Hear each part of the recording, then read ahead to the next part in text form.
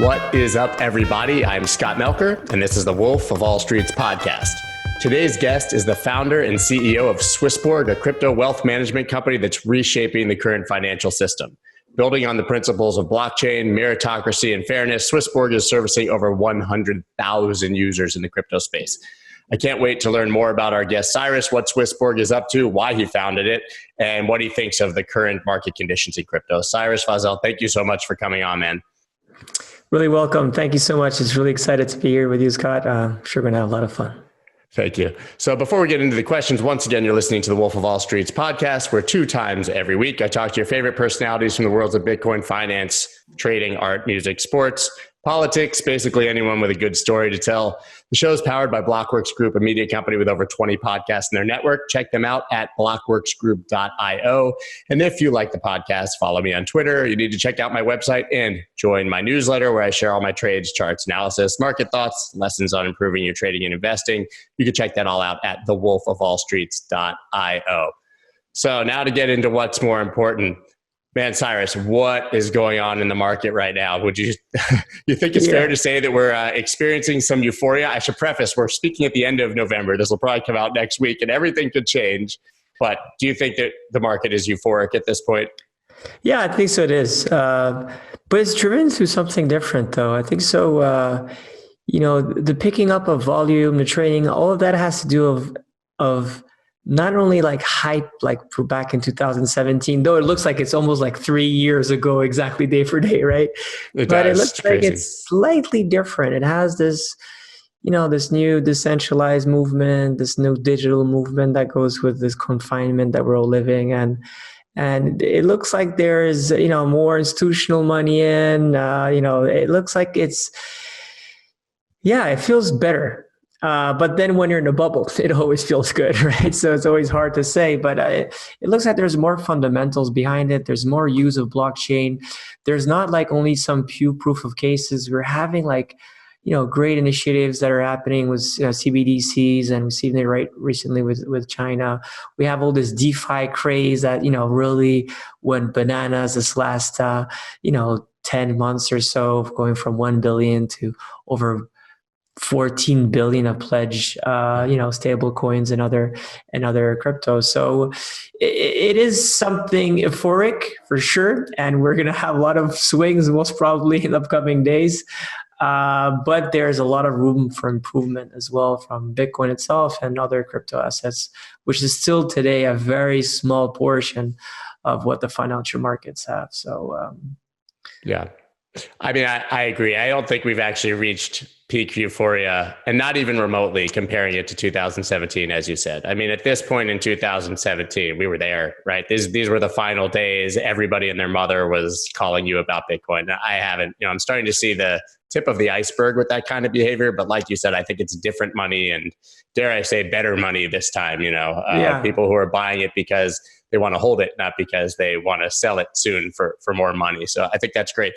Well, it's interesting. So you've built SwissBorg, which we'll talk about specifically what it is and what you guys do, but you kind of built it through the hard times of crypto. And the good times, right? We started in early 2017, and the idea was really to create this, new way of this new financial era, right? We're creating decentralizing wealth management by making it fair, fun, and community centric. And we got into crypto very late. A lot of people, always talk about, the first time they're in Bitcoin, the OGs, and they were in 2010. I got in much later. Thanks to my dad, by the way. Long story short is, it's my dad's in Iran. And he had a friend that told me that for his birthday, he would like to have a bottle of whiskey. And I'm like, oh, cool, no problem. And in Iran, it's very hard to get a bottle of whiskey, right? And what happened is that I said, how can I send money to this guy? And long story short, he said, oh, there's this digital cash you could send. And, we accept it here and all of that. I'm like, okay, what is it? And he says, Bitcoin. I'm like, you guys accept Bitcoin? I'm like, and with my past experience in essentially in hedge funds and financial markets, I always looked at Bitcoin as a cool thing, but I never really used it. And I got into Bitcoin thanks to my dad, which I paid him a bottle of whiskey back then. But it was quite late. And that's my more personal story. But more getting to SwissBorg, I think so. Yeah, we've seen those last 3-4 years, and it's very fascinating. The technology, how's it evolved, the application of the technology has evolved, the people has it evolved, and it's getting healthier and it's getting better. It's getting more scalable. And that's what good technology happens, and with good people and good intentions. And not everything is good, not everything is scalable, not everything is green, but I'm more and more enthusiastic about the future of blockchain and the future of our world together. Yeah. So give us the the TLDR on SwissBorg, the highlights, the important points, because I know I've talked to you guys before. You're doing a lot, and it's extremely impressive. But for the average person, tell them about the company and why it's important. Yeah, so I would say that it came to our first meetup. That's I think I never discussed. First meetup we had was, I think, so in March 2017, and we prepared some pizzas and all of that for the pizza thing and all that, right? And we had we were in a shitty co-working. Sorry if people know which first co-working. It's not GoTime, it's another one. But we were in a small shitty co-working, very cheap though. And the guy was like, yeah, you could bring 20 people. I'm like, yeah, we'll be 20 max. We turned out to be 180 people. It was crazy. Wow. In a very small room too. It was hot. And that was our first where we said, okay, this thing is actually massive. People are super interested. And that was March or April or something like that, 2017. And then the second big milestone was obviously our ICO raising $52 million within a month. And not bad. Yeah. And especially the last 2-3 days, which 5-10 million coming in, shitload of ETH coming in, Bitcoin. Unfortunately, Ripple, well, it's doing much better right now. So we hopefully we get some of those. Yeah, it's having a good week. And other coins that we accepted. And being able to do that out of 149 countries, I think so, that has, because you could raise a big amount of capital and that's cool. But if you raise it out of every country around the world, you're okay, this now technology shows that this is something different. And being able from, the guy in Tunisia giving $2 to the guy in Switzerland giving $500,000, they still bought the same token at the same price. I thought that was really cool as a big milestone. 2018 was about the referendum. We had referendums on the chain, which was really cool. So people, thanks to our token, were able to vote for big actions. So we wanted to do a wealth app, so crypto wealth app, and I wanted to do a desktop-based. Anthony, the co-founder, wanted to do a mobile-based. Two different ecosystems. People say, yeah, it's the same thing. No, very different. One is more trader oriented, could go into institutional focus, creating a lot of things, or other ones more convenience for Mr. Everyone. And the community decided, it was 8,000 votes, I think, so on the blockchain, decided for the mobile app, which is so really you lost. Cool. Yeah, I lost. Yeah. But for the greater good, maybe. The app's amazing. So, and 2019 was really the focus on how we could create a smart engine, which it is to how to aggregate multiple different exchanges and create one marketplace where people could really buy and sell any digital assets with multiple fiats and do it in the best way. So this is really what we've built. Some people, listeners will know Tagomi, what they built. We built something very similar to what Tagomi has. Back then they didn't have it. So that's why we built it. Yeah. This is, it's a great way to bring in liquidity, get really best price through this order management system. And that's one of our great beauty, which was 2019. We launched a game as well. It's called the Community app, which will evolve next year. It's just a fun game of seeing if Bitcoin's going to go up or down, and you have to bet on that. It's just up. Yeah, I bet up. It's so funny because whenever most people, and now we have 200,000 people on the app. Most people are always bullish. It's so funny. There's a very fair amount of people a small amount of people that are bearish on Bitcoin, especially these days, which makes sense. And so these are two big things. And now 2020, it's a day where I cried again. After I cried, which was really cool. But this year I cried because I saw SwissBorg token going from 400. So from hell, I went to eventually heaven and the top 100. And that was a big milestone for us. The release of the Wealth app, obviously, which was 3 years work, was a massive as well milestone for us. And now having 100,000 users on the Wealth app and servicing all these great people to crypto wealth, I think so is something very admirable. And I want to thank everyone for part of the community or people that have looked at our app. So you're not an exchange per se, you're a broker, right? I mean, you're sourcing liquidity from multiple exchanges and finding people the best price, and then they can buy and sell. But so you have that aspect, but then the actual Wealth app part, I mean, you're basically acting, in my understanding, as a hedge fund or a fund, for even a mutual fund, you call it what you want, for people who might not have access to that structured product in other places, certainly not in crypto, correct?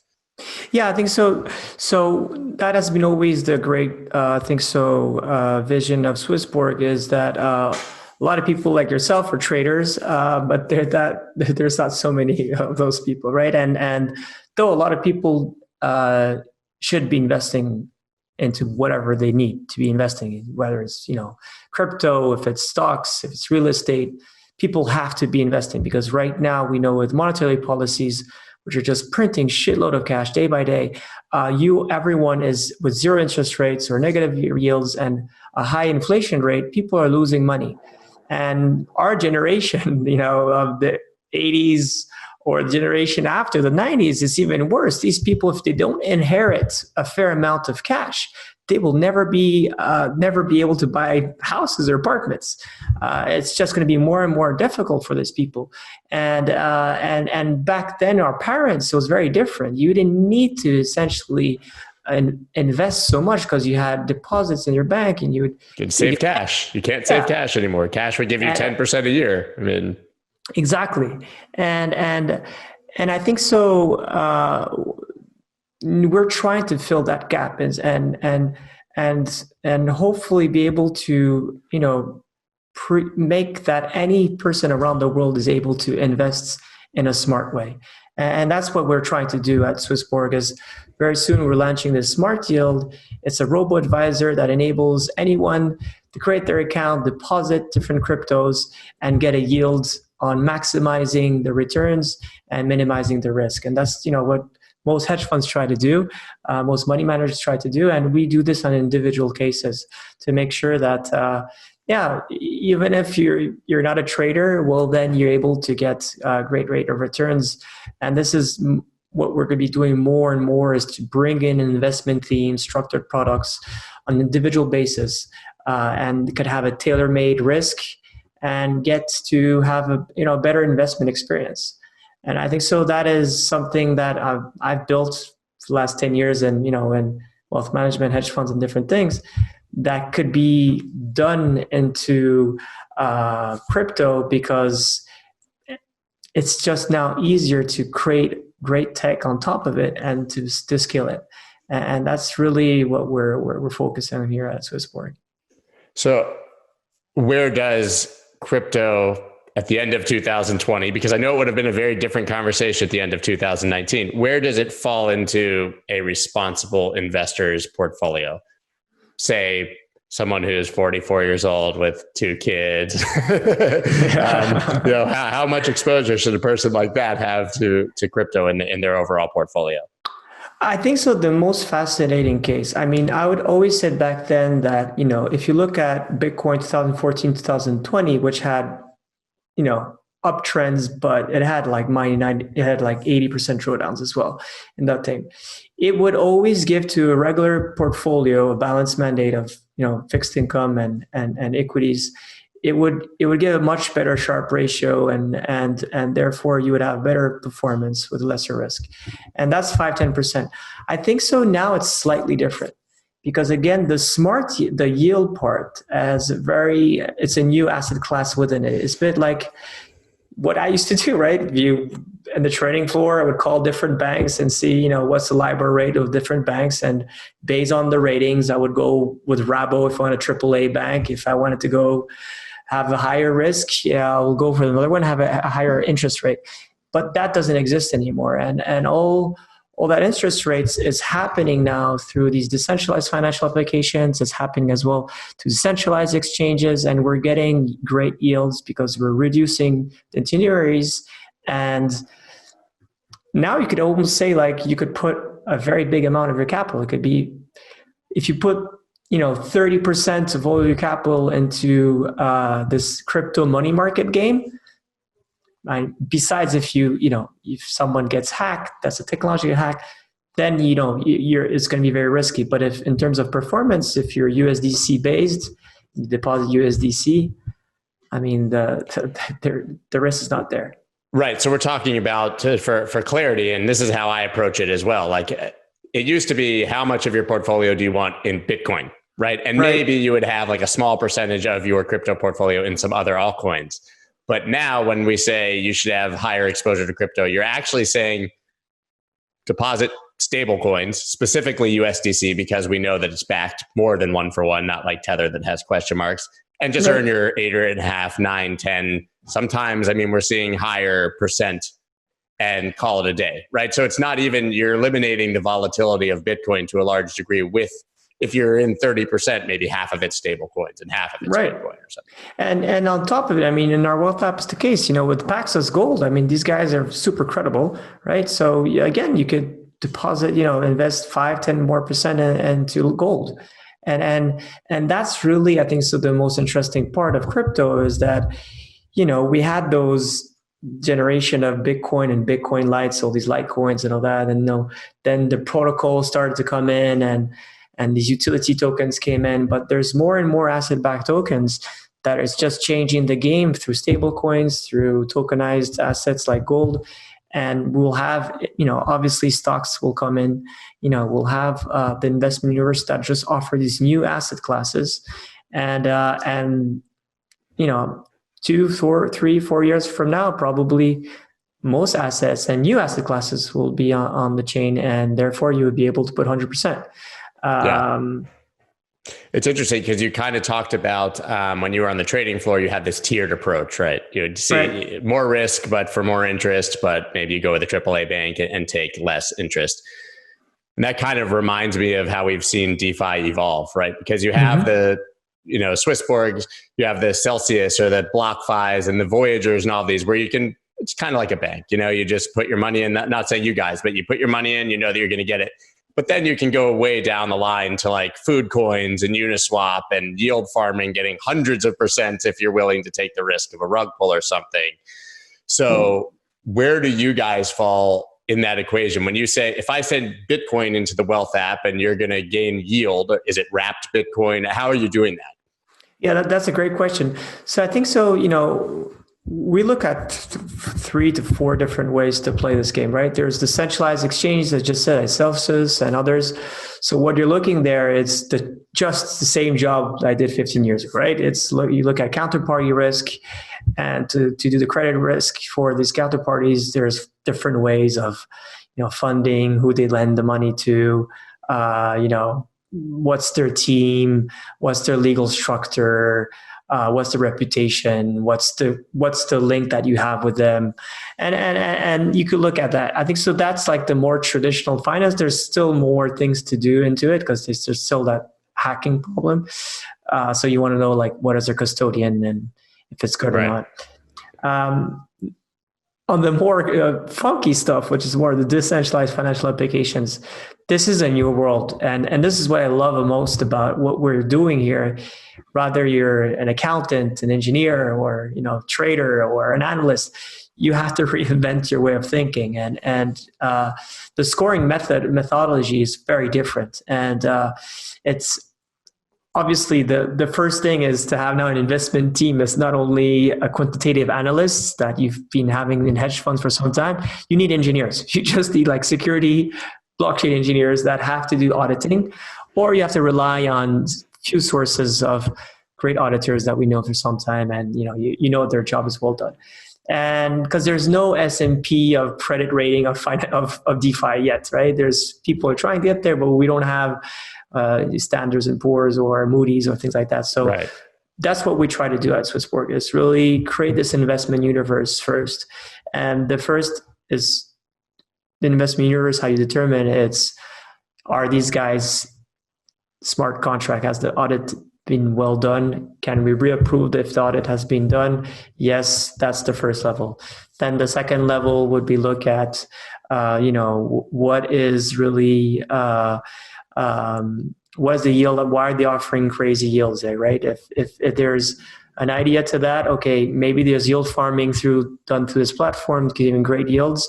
Okay, can I then sell the token that I'm yield farming for, and is it liquid enough, right? That could be another risk. And then you really have to weigh in all of these different risk factors and create a credit score. And this credit score will give you a global notation of your portfolio and say, okay, this is my standards. I want out of the whole credit score have it +7, and I can equilibrate some of my positions, saying, okay, this is 10 out of 10, this is 5 out of 10. I would probably put 2/3 in the 10 and 1/3 in the 5. Like that, I'll have that 7 score, right? And that's what we're doing on a daily basis, is how to recalibrate all this investment universe and then look into these different investment opportunities and see how you can maximize, again, returns and minimize risk at all time. Sounds complicated, and it's also, you're completely reinventing the way that people are exposed to crypto. It sounds like, you're basically taking a legacy model and applying it to a much riskier, more complex asset, and finding a way to make that work for a customer. So, do you generally are you offering a product where it's like someone wants moderate risk, someone who wants to be more aggressive, someone who wants to be extremely safe? Is it kind of like, when you see an almost any wealth management app, and then you're balancing it within the person's individual portfolio and say, hey, listen, if this one rug pulls, you were only 5% exposed to it anyways, and it doesn't hurt your portfolio, but let's take that risk so we can have some idiosyncratic risk in something that's completely, moonshot. Yeah, that's exactly the vision. I think so, is eventually to really provide different investment mandates for different risk profiles. And right now, there's not the first version, obviously you have to iterate, but we'll have a global one. So we thought that's going to be the one that will enable have a flagship, and then we will probably be adding different risk profiles as we go. But I think so that's what everyone wants, right? Is you really want to have at the end your own experience, right? If you're looking for hardcore music, rap or techno or classical music, none of them are better than the others. Just everyone has his ear, everyone has his mood, and everyone wants his own algorithm to say what's the best for him. And that's where we're puzzling. I think so. Right now, we're building a safety net. So essentially, everyone will be investing in the smart yields. They will be able to have a safety net, which means that we will compensate 15% of the losses on that, which is good. So if there's one of our counterparties, Sushi Swap, we realize that we lose some capital there. Well, then it doesn't matter. We'll be able to compensate that. And what we always try to do is diversify the risk as much as possible. And that's why we refresh them on a daily basis, and we make sure that all the due diligence has been met. So you just talked about all the different kinds of music, which reminded me that apparently you used to be a breakdancer and you were obsessed with Napster. Is that true? Yeah.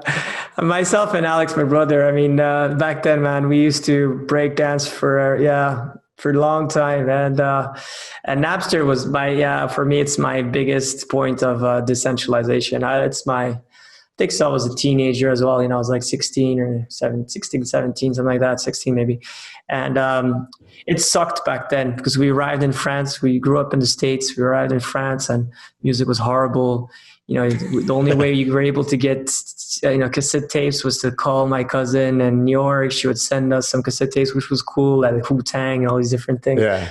But then, we grew up and it was really hard to get breakbeat. And one day, I don't know, Alex was more into this thing than I was. And he was like, dude, there's like a platform where you could download music. I'm like, really? how does it work? And I was like, well, I have to talk to this guy first. So I was like, hey man, you're a b-boy. He's like, yeah, I'm a b-boy. And then I'm like, why are you talking to this awkward guy? And he's like, yeah, he's going to send us some good breakbeat music. I'm like, wow, well, let me talk to him. I'm like, hey man, hey. And then, that was the first peer-to-peer way to exchange digital files. And that was great. And then when eDonkey or eMule came, I was like, okay, this is the future, because now it's permissionless, right? I don't need to ask if I could download. I just upload any content on a peer-to-peer basis. You're able to essentially download regardless who's in front of you. You just trust the technology, and people, in a distributed way, are able to upload, download any files that they want. So I was like, okay, this is now amazing. I remember, Napster was kind of the end of college for me. Okay. Like the late 90s, early 2000s, I guess. And I remember we had this incredible, like you said, peer-to-peer way to do music, but the internet was so slow. Oh, so slow. I had the little Mac with the blue back, like the Blueberry Mac. They sold it in like pink, orange, and blue. And I had a 14.4 modem when I graduated college, and it blew everyone's mind that my internet was so fast. Okay. But I would download a song an hour. Yeah, that was fast. Yeah, it would take like fucking 3 days. So disconnect. And I would always remember Alex was like 4:00 in the morning. Like, what are you doing? I was, oh, we might get a video, man. And he was like, please, man, don't disconnect you, because you had to have your computer on. If you remember, that was the worst part. Right? You cannot just download, and it was just like downloading, and it was horrible. But it was great. But at the time, it wasn't, it's horrible in retrospect based on what we've seen now. But at the time, it really did change everything. And I never really thought of it as you put it. I mean, that was sort of the first, that's sort of like the first Bitcoin, right? It was music files, but that was the premise and basis for peer-to-peer money would be, that kind of peer-to-peer swap. Exactly. Yeah. I strongly believe that was, a lot of things that came from there.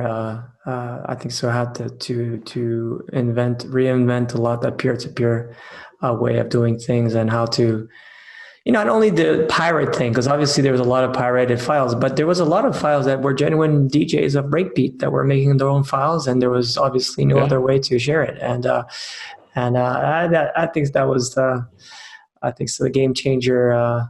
Though that,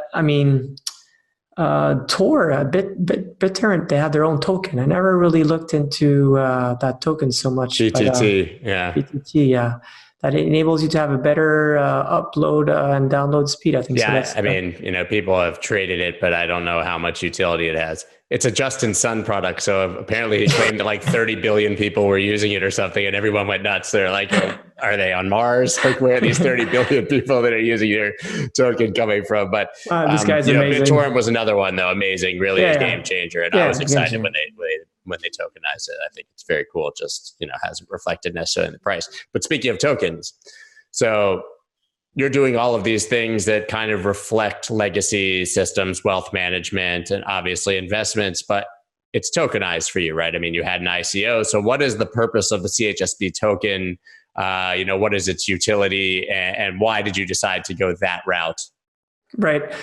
Great answer. Great question. Sorry. I think so.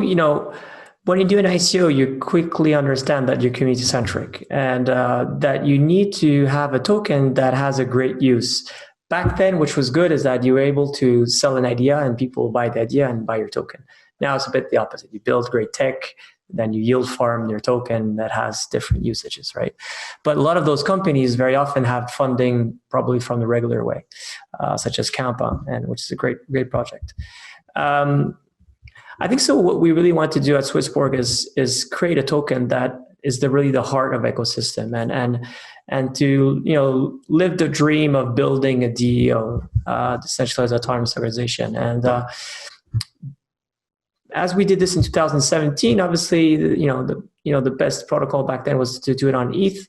We're very happy to do it, and we said, okay, let's create something which is very important, is governance, because obviously, blockchain has multiple different reasons to be in place, but I think the governance is something that is really cool. So, as mentioned, our big milestone was to run these different referendums. We had 2 of them in 2018. It was really to give the power to our community members, token holders, and each time that they would vote, they would get rewarded. So we would pay them out as well. And I think that was a really cool way to distribute, power and as well incentivize them financially to do that. Then we built this wealth app, and the wealth app, we said, okay, how can we going to use this as a really cool way to get the most advantage of the wealth app by staking SwissBorg tokens? So we said, okay, you know what? Let's do something crazy. BNB did 25% discount fees. No, why not? We would do like 90% discount fees. And that's pretty much what we did, is that today, if you stake 50,000 SwissBorg tokens, you're able to have pretty much most trading pairs for free, fiat and crypto, which is really good. And we're going to be developing different tiers. So we have one premium, we're going to have a super premium, we're going to have different ways where people could essentially reduce their trading fees. But now on top of it, you're going to double your returns for yielding. And this has been one of the reasons why our token that has exploded so extremely well, because people are like, okay, back then it was to save fees, now it's to boost returns, so I have to become premium. It just doesn't make economical sense to not be premium anymore. So that's been a big factor. We added to this as well a way of doing protect and burn. So again, inspired by different other utility tokens, is how can you buy back your token and burn it? But we do it in a very cyclical way. We are very systematic what we do as SwissBorg. So we said, you know what, let's think about how can we support it in the best way. So essentially, whenever it's close to 20-day moving averages and it hits the support or it falls down the support, we buy back the token, makes it buy pressure. And we've seen in the last 5-6 months that it helps a lot. And actually 20%, the whole entire revenues of our ecosystem goes into that protect and burn protocol. So I think that really shows as well a lot of confidence we have with the SwissBorg token. And last but not least, we never talk about this, but we have built a DEO, which is really cool. There's very few amount of people, so it's only 300 token holders that are on it. And basically you have different governance rights with our tokens, and you could collaborate on different projects. So you could get rewarded, you could do a lot of different things, and it's a cool platform that enables you to, again, give a stronger voice into the community and how you could build stuff, how you could get rewarded, and how you could learn as well at the same time. And these are the real 4 utilities that we have. We have 2 that will probably come in the next 3 months. Don't want to talk about too much, but it's going to be great ways to just a big idea without saying is how to do yield farming on SwissBorg token. That's going to be the big news that we will share probably in upcoming weeks. But it's, again, how to get a sustainable yield on the SwissBorg token. And like that could encourage people to stake more, to build more, and to earn more.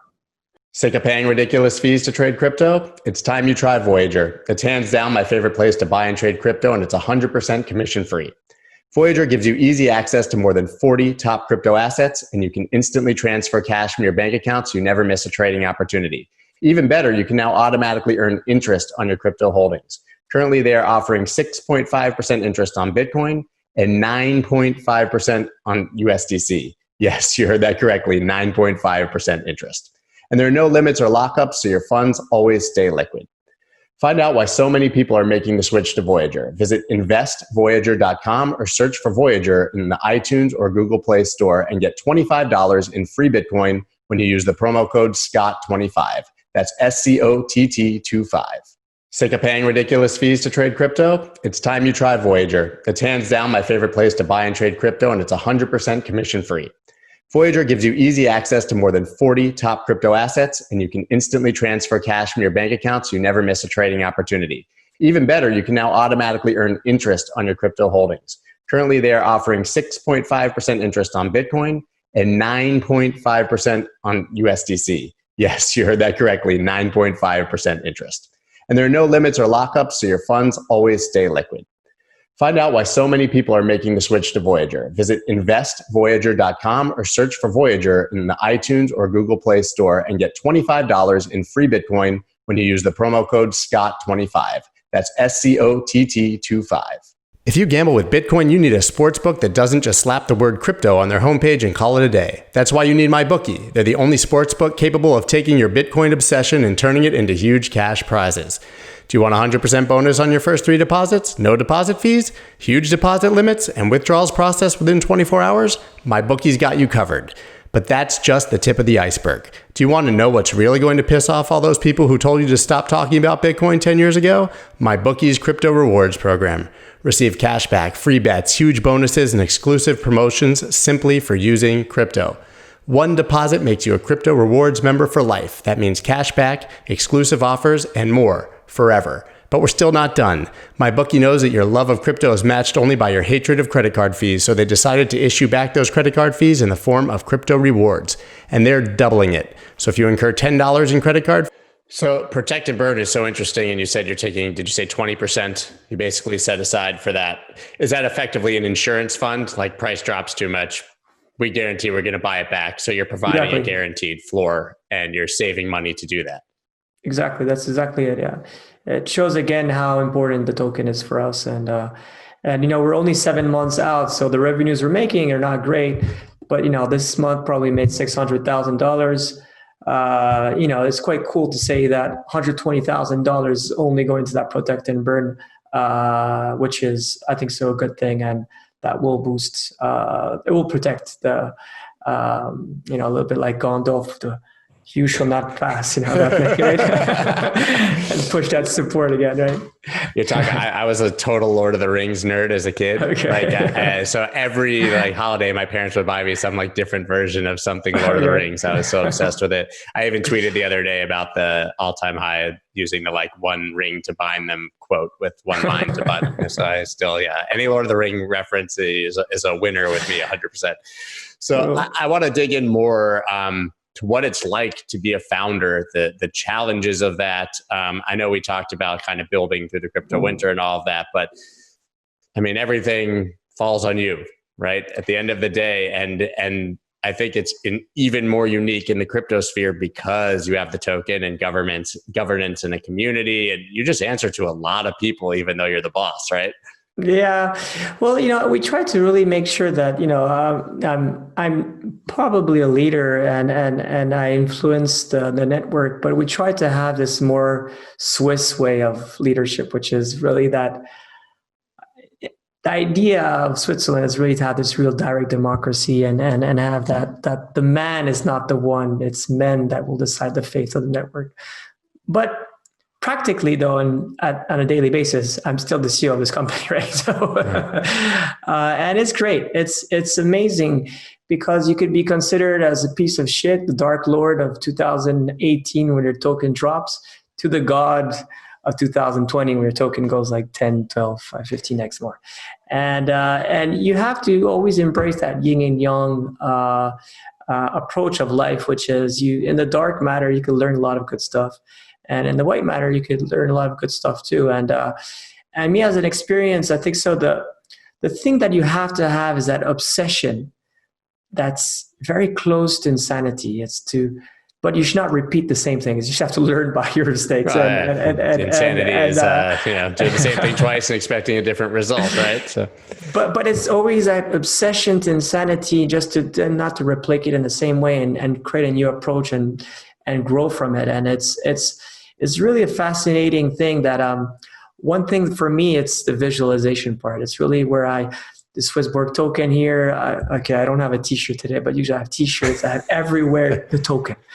And I'm always thinking about the token. So we just had an executive meeting, 3 hours, always talking about token. And when I'm thinking about it, it gives me a lot to digest and that fact of being very obsessed about one idea is extremely important.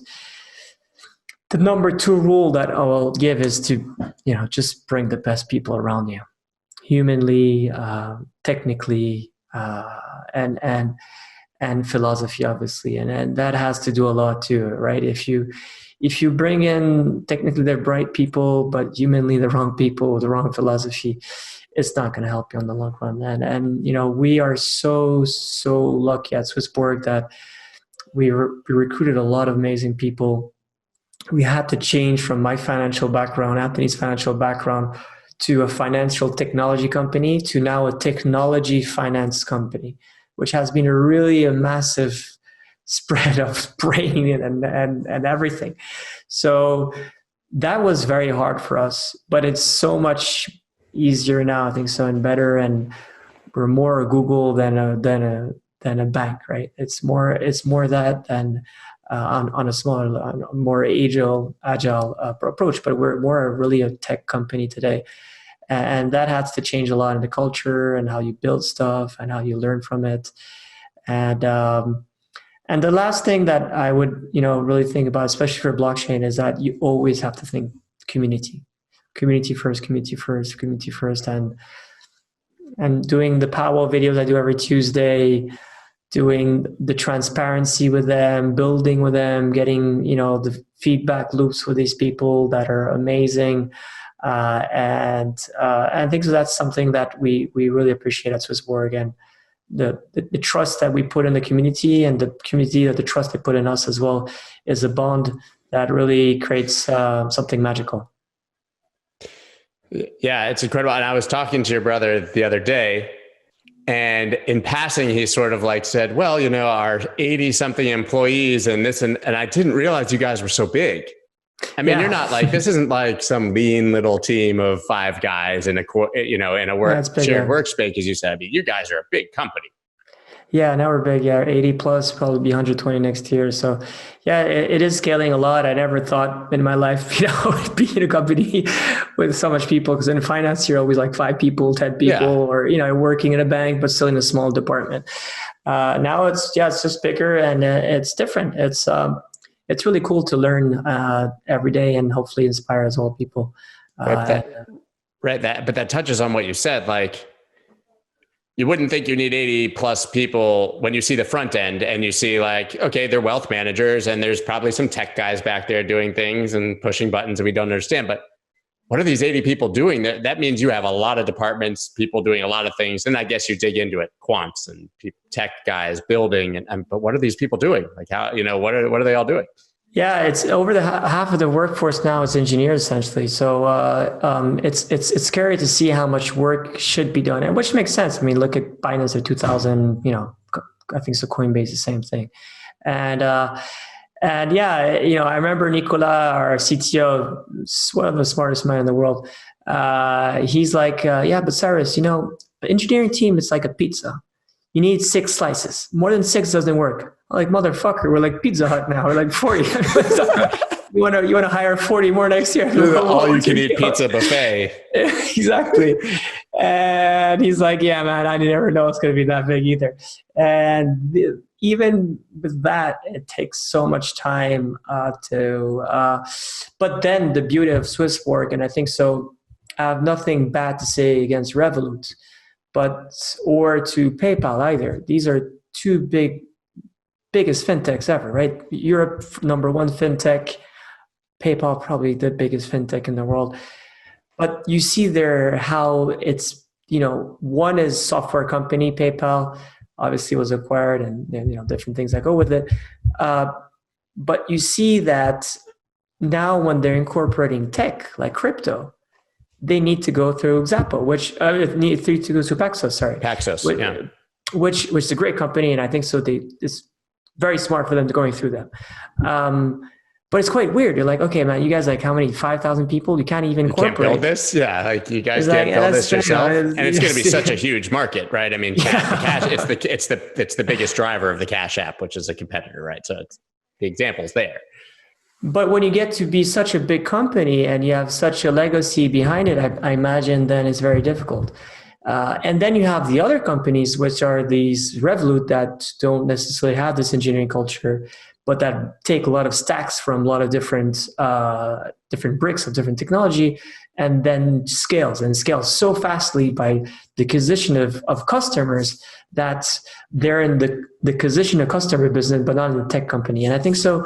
At SwissBorg, there's a fine line between building the community and developing tech, but we're definitely those who believe that if you have your own tech, then if you want to add a feature, like we're building a smart yield, right? By scratch.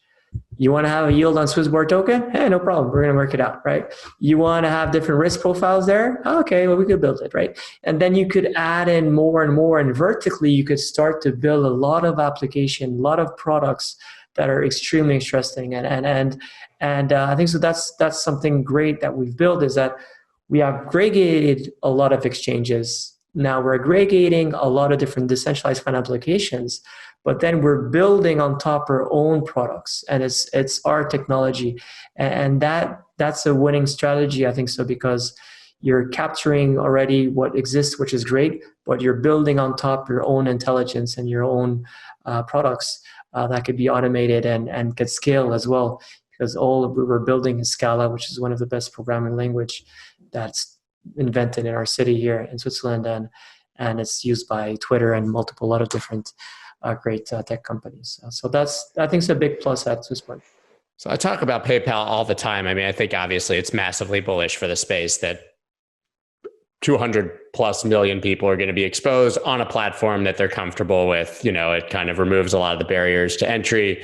And obviously we've seen them jump from giving access to 10% of people to 100%, and from a $10,000 minimum, maximum limit to 20,000. So obviously there's the interest there, but I didn't think about what you just touched on, which is that they probably didn't even consider building it themselves. So I wonder if they just did it because they felt they had to, like customers were demanding it, but didn't see it was so seriously. So they just kind of found a partner and said, we're going to offer this so that we can keep up, but didn't really, it seems like it would be far more profitable for them if they really believed in it in the long run to build it themselves, right? So do you think that this was just a matter of customer demand and so they acted quickly? There was pressure to do it? Or do you think that they really have this like firm belief in the future of Bitcoin?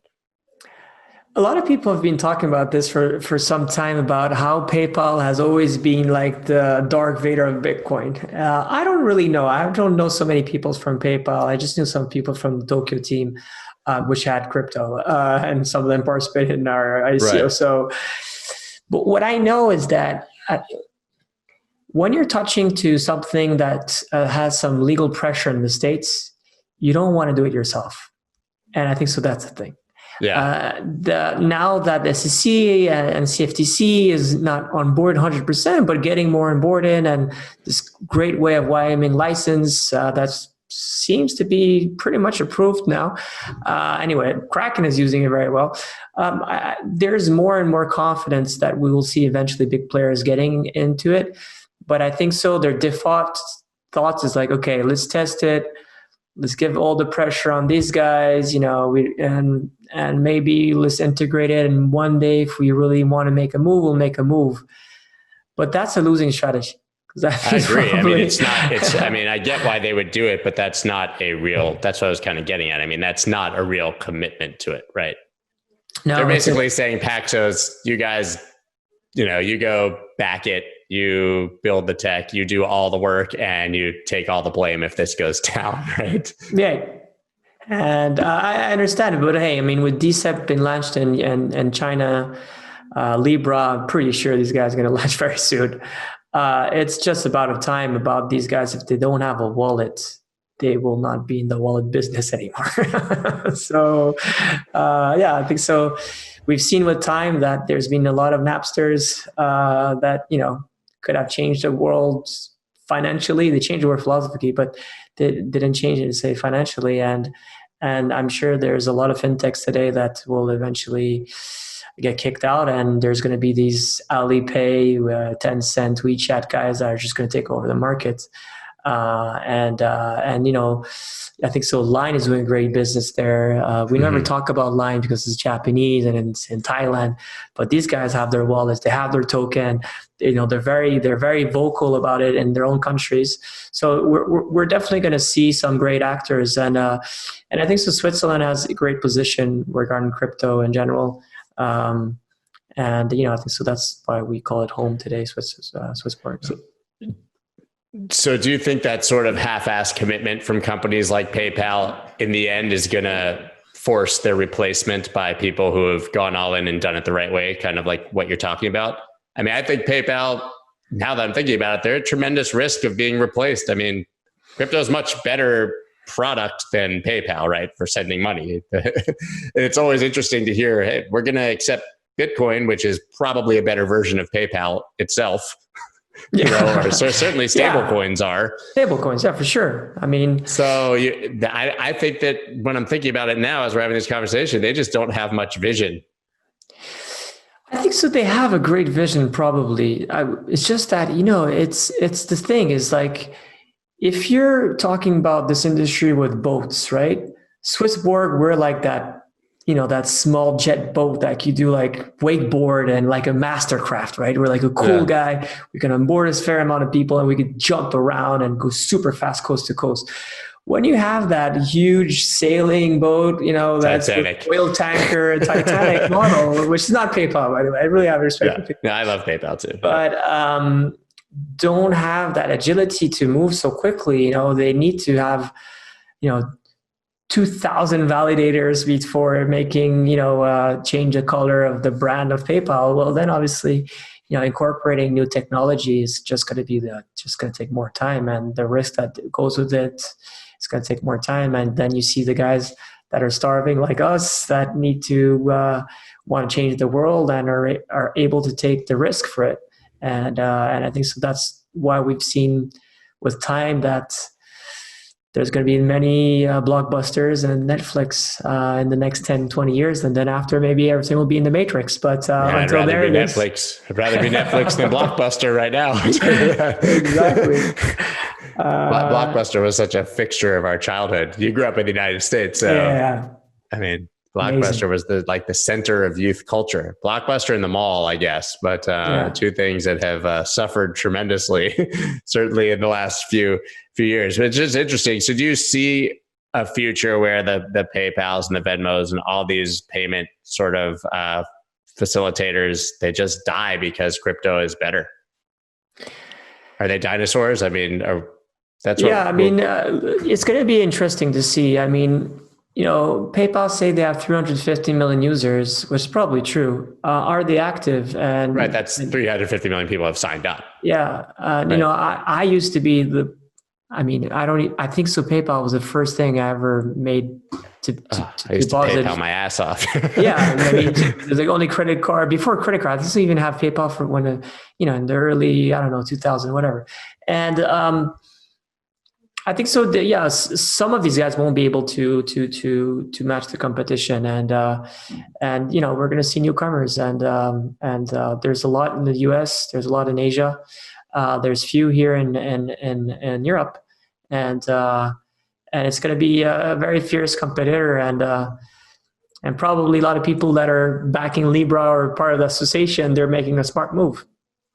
People are not. It's going to be more complicated, I think so. Did you choose like the name SwissBorg and to be operating in Switzerland because of sort of the positive stigma of a Swiss bank? Yeah, I think so. Probably. I mean, myself, I'm originally Iranian Swiss, and I grew up, lived in a few different countries. And there's one thing I like about Switzerland. It's that it's extremely Swiss, but over 40% of the people are immigrants. Yeah. I'm not even immigrants, people that are not Swiss, foreigners living in Switzerland. So it's a country that has very strong genes of their own culture, but has a very open-minded regarding religion, regarding politics, and it's their own direct democracy in the world. And the Swiss has this stamp, which is that like you're never going to get robbed by a Swiss person. It's just never going to happen. It has that quality. It has that trust that you want to have for wealth, right? That's why people have been depositing a fair amount of, and why it's the biggest wealth management platform in the world is not because people are not paying taxes. That would have been true maybe to some like 2007, but still the case. And people are all paying taxes now. And it's just because Switzerland never had any wars for the last 300 years, never political, social, economical crisis. The Swiss franc is one of the best safe haven in play. Obviously, Bitcoin's better, but Swiss franc still one of the great one. And that was one of the side. And then the Borg is coming from the cyborg. So is how can you do augmented Swiss, way? So how can you keep that DNA with a Swiss person, with a Swiss direct democracy and all of that trust, and how can you then bring it into the chain or bring it into technology in general, and that was a bit the reason why we put that contrast of on-chain and off-chain, which I always talk about, and how we are merging those two worlds together. You talked about the first time that you basically used Bitcoin was sending it to your father in Iran. So we've seen hyperinflation in a number of countries. We've seen, Iran's a great example of what like sanctions have done to Iran and the use case. Is that the sort of future where Bitcoin itself or cryptocurrency really, really thrives? Is money printing, hyperinflation, when people can't trust their own currency? Is that still one of our major narratives? Yeah, I think so. I really liked what Paul Tudor said recently, is that I invest in Bitcoin because there's human capital behind it. And I invest in Bitcoin because it's an inflation hedge.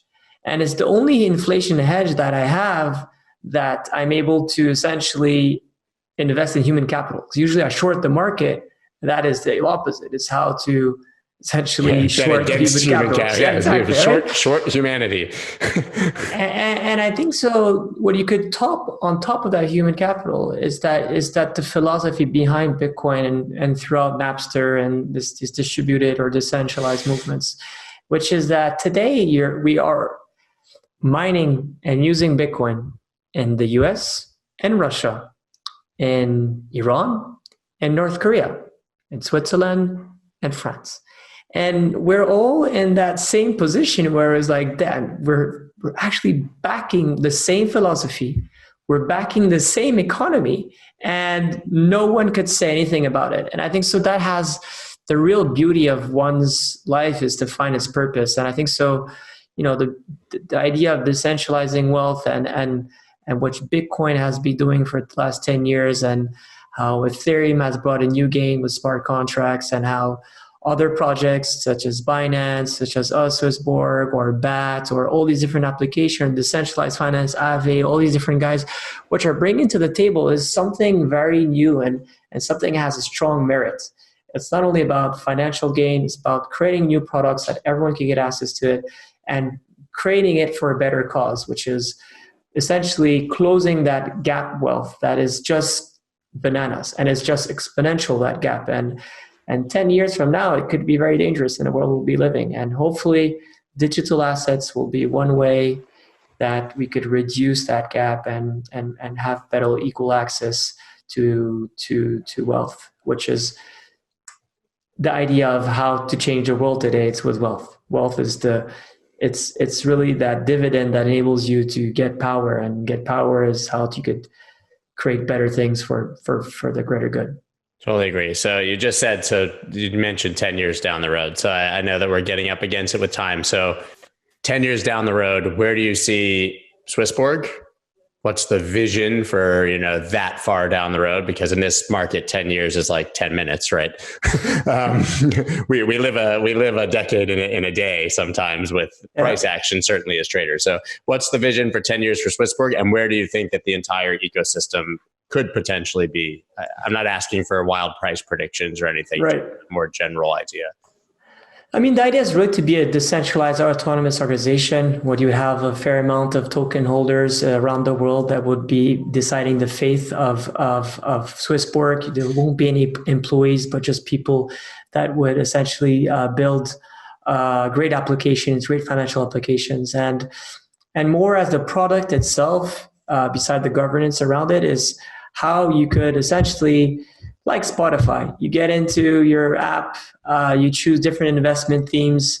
These investment themes match your profile, but as well your purpose in life, right? If you want to invest in green energy, if you want to invest in the new talents for singing, I don't know what, if you want to collect collectibles in whatever video games, all of that will be a marketplace where you could have, tailor-made investment mandates that matches, again, your risk profile and essentially your purpose. And that's really the end game, is how to provide the best wealth management experience to anyone starting like, $10. and do it always as well through this community mind, and has a great meritocratic way of rewarding people based on each of contribution that has brought. And the world, I see it tokenized. I see a place where, we're going to be working less and less probably, and more in things that we really like and strive for. And being able to invest in, in a restaurant that could tokenize that restaurant and be able to, to buy a share of that and contribute in what you want, and be able to trade that piece of restaurants against, a fraction of Bitcoin, and that fraction of Bitcoin, you could rent your apartment for X amount of years, and have a really, digital marketplace where anyone could benefit from it, and there won't be any censorship, less intermediaries. I don't believe in the zero intermediary thing. I think so. You still need intermediaries, but just be a better, more accessible place. So we tokenize everything.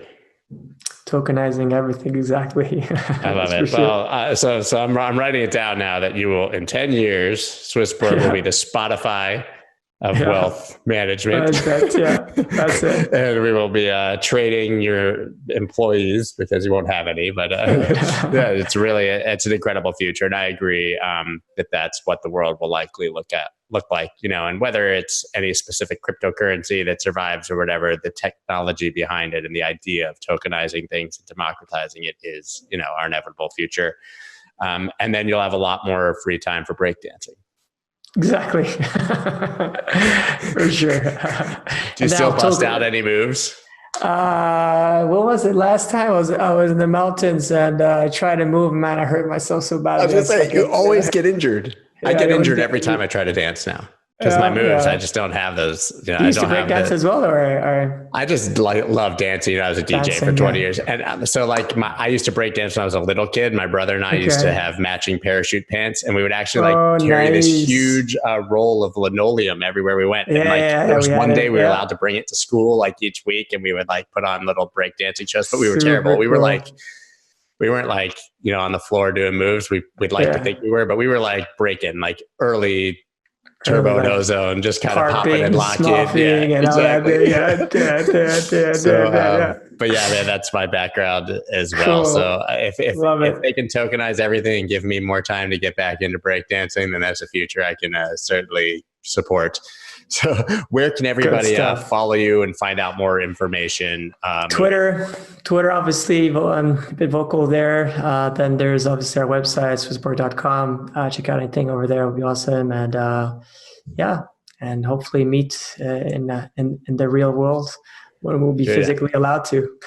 Switzerland is very, very high on my first places to go, and they allow me out of here list. I expect good treatment. Snowboarding in the winter and skiing on the lake on summer. It's both cool stuff. Yeah, I'm ready. We're gonna do it. So maybe late 2021 or next winter. Good. I'm coming skiing. All right, man. Well, Thank you so much for taking the time. Really inspired chat, and looking forward to what you guys are gonna put together in the coming years.